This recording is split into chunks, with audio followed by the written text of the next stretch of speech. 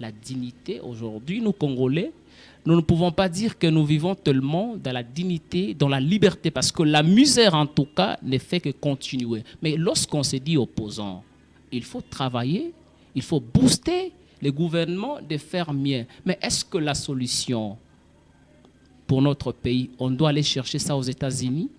Est-ce que la solution, si tu veux prendre le pouvoir, tu dois aller chercher ça chez Donald Trump? Non, collabore avec la population.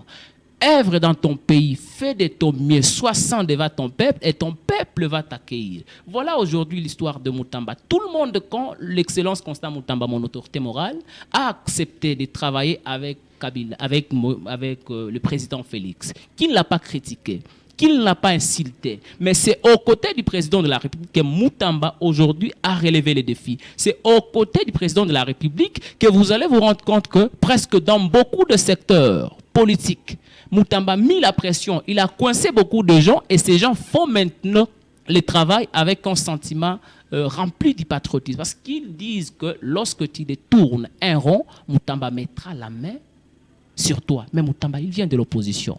Moutamba, il fait une opposition républicaine. Vous savez que nous, les Africains, nous sommes caractérisés par une faiblesse.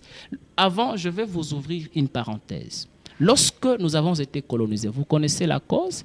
C'est la faiblesse. Le blanc, ils viennent avec le fond, l'argent. Ils passent par toi. Voilà, messieurs, je veux que tu puisses me défendre. Tu puisses me défendre, je vais entrer dans ton pays.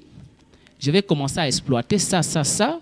Et par la suite, moi, je vais t'aider à gagner le pouvoir. C'est comme ça qu'on se trahit. Lorsqu'ils partent là-bas, il y a les accords qu'ils signent.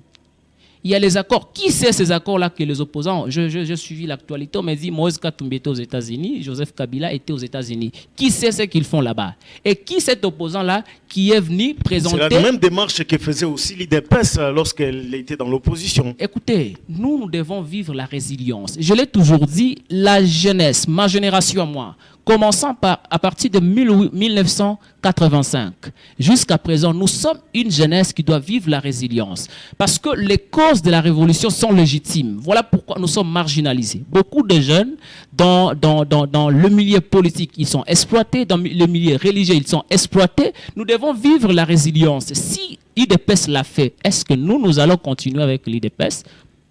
Est-ce que si l'IDPS a fait le même démarche, nous les jeunes, nous devons toujours épouser cela alors que toutes les démarches qu'ils ont faites n'ont pas permis au Congo de vivre sa liberté, au Congo de prospérer, au Congo de vivre en tout cas une valeur en tant que leader de l'Afrique. Alors ça doit cesser. Nous devons chercher à faire une politique de la consolidation, de la cohésion, comme le fait l'excellence Constant Moutamba. Mais vous, les politiciens, vous dites que tous les moyens sont bons pour accéder au pouvoir. Et je vous dis, c'est une réflexion humaine. Lorsqu'on dit tous les moyens sont bons pour accéder au pouvoir, c'est une réflexion humaine. C'est quelqu'un qui s'est réveillé.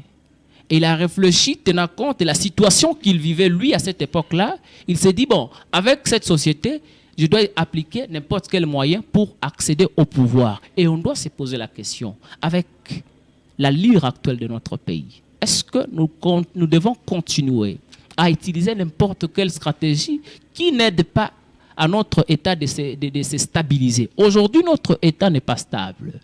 Lorsque vous entrez au fond, ce ne sont que des accords signés et qui nous plongent dans le bêtise. Quand vous lisez la situation sécuritaire de l'Est du pays, on vous dira que ce qui a généré cela, ce sont les accords qui ont été signés par nos leaders politiques et qui n'ont pas été respectés. Est-ce que nous devons toujours continuer à signer les accords? Mais en tout cas, ça doit cesser. Quand vous utilisez le plan B et que le plan engendre les conséquences, il faut, n'est-ce pas, te poser la question, qu'est-ce que je dois faire? Moi, je me dis, la meilleure façon de faire les choses est de lutter dans ton pays, travaille aux côtés de la population, soit un bouclier de la population, et c'est la population qui va